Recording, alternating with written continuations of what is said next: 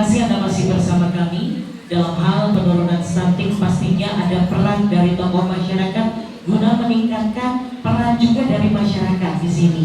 Kita juga ingin tahu bagaimana pendapat dari Wakil Ketua Komisi 9 DPR RI terkait hal peran tokoh masyarakat dalam penurunan stunting. Terima kasih Mbak Devi. Ini mumpung juga yang hadir di sini adalah banyak tokoh masyarakat dari NU, Muslimat, Fatayat. Ini pas sekali dan saya pikir pasti pemirsa JTV juga banyak tokoh-tokoh masyarakat. Pertama, kalau di Jawa, terutama di Situbondo ini pasti peran tokoh masyarakat, terutama kiai, ibu nyai, memiliki peran yang luar biasa sekali. Apapun pasti akan ditanyakan kepada kiai. Kapan mulai menanam jagung pasti ditanyakan kiai. Kapan mulai membangun rumah pasti ditanyakan kiai.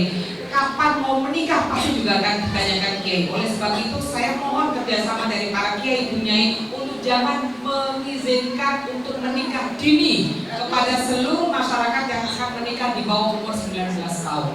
Itu untuk stunting. Yang kedua, Bapak Ibu, tolong juga Muslimat Fatayat, yang pasti ini Muslimat Fatayat dan Bapak-bapak NU memiliki jamaah. Tolong ketika memberikan materi jamaah kepada jamaahnya, jangan hanya memberikan materi soal halal haram saja. Tolong juga diberikan materi soal stunting, soal pentingnya KB. Kalau di luar negeri Bapak Ibu, yang namanya orang hamil itu bukan bilang bahwa saya hamil, bukan ibunya bilang begitu, tapi kita hamil. Dalam artian bapaknya juga hamil. Dalam artian ini bapaknya ini juga punya tanggung jawab untuk ketika istrinya hamil. Begitu juga ketika KB. KB ini bukan tanggung jawabnya istri, tapi tanggung jawab kedua belah pihak. Jadi ibu-ibu ketika mau KB bukan hanya mendiskusikan KB yang nyaman untuk berdua, tapi juga harus diantarkan bareng-bareng ke bidang mana KB yang paling pas. Kalau dikatakan tadi oleh Bu Wiwi bagaimana pakai IUD tidak nyaman, masih banyak KB yang lain. Oke, sekarang gantian ibu-ibu yang hamil, yang melahirkan, gantian yang KB bapaknya. Kenapa enggak? Ya enggak? Ya enggak ibu-ibu? Ada kondom kok. Iya kan? BKKB ini memberikan kondom gratis kok. Jangan hanya alasan bahwa kondom harus beli dan sebagainya. Kondom ada gratis kok. Alat kontrasepsi banyak gratis kok dari BKKBN Alkom itu. Gratis. Bapak Ibu yang saya hormati, ini tanggung jawab kita bersama. Kalau dulu orang berpikir di hadis Nabi bahwa banyak anak banyak rezeki, banyak anak banyak umat. Kalau mau berbicara soal hadis pasti berbicara soal asbabul wurud. Bagaimana hadis itu turun? Saat itu Nabi dalam kondisi sedang menyiarkan Islam, butuh banyak pengikut. Tapi kalau sekarang, kalau kita di surat An-Nisa ayat 9 mengatakan bahwa tinggalkan umatmu, tinggalkan anak cucumu, dzurriyyahmu dengan kondisi yang baik, dengan kondisi yang berkualitas. Nabi juga pasti akan malu kalau banyak umatnya seperti ini tapi tidak berkualitas. Ibu bapak yang saya hormati, jadi kita harus berpikir bagaimana memiliki keluarga yang berkualitas. Apalagi ibu bapak, mohon maaf saya ingin mengatakan bahwa menurut hasil penelitian dari jurnal di Amerika, 80% kecerdasan anak itu, mohon maaf ya, ini tidak menurun dari bapak tapi dari ibu.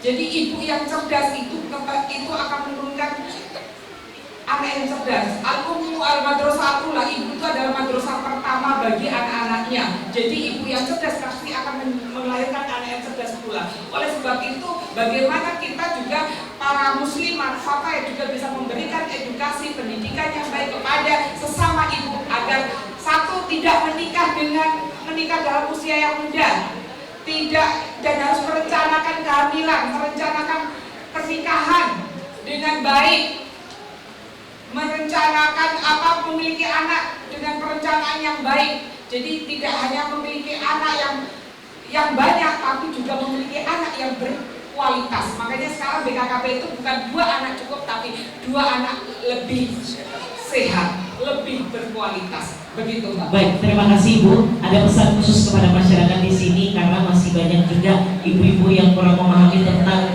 KB pasca persalinan agar mereka mau untuk KB pasca persalinan itu. Iya, jadi itu ya. Kalau dulu orang dulu kan selama masih menyusui tidak mau KB, tapi sekarang tolong lebih hati-hati lagi. Jadi kalau IUD, saya termasuk yang pakai IUD dan sebenarnya enak sekali kalau pakai IUD. Tidak perlu, kalau minum pil kan setiap hari. Kalau pakai IUD setengah tahun sekali loh periksanya. Tidak masalah, dan itu dipakai minimal 5 tahun, 8 tahun saya pakainya, dan itu lebih murah lagi sebenarnya pakai IUD itu. Kalau soal nyaman tidak nyaman itu hanya soal komunikasi saja sebenarnya Bapak Ibu. Dan itu soal komunikasi saja. Dan IUD itu dipakainya adalah 5 hari sebelum kita suci dari nifas. Jadi sebelum kita suci dari nifas, jadi tidak khawatir setelah suci dari nifas. Bapak Ibu yang saya hormati, pelajari tubuh ibu, pelajari tubuh ibu. Pakai KB apa yang paling pas, diskusikan dengan Bapak juga harus terbuka, karena ini merawat anak, memiliki anak bukan hanya tugas ibu, tapi tugas orang tua. Jadi mari bersama-sama mendiskusikan dan merencanakan keluarga dengan pasangan agar menjadi keluarga yang lebih berkualitas. Terima kasih Bu Nihaya, kami akan kembali usai tidak pariwara berikut, tetaplah bersama kami.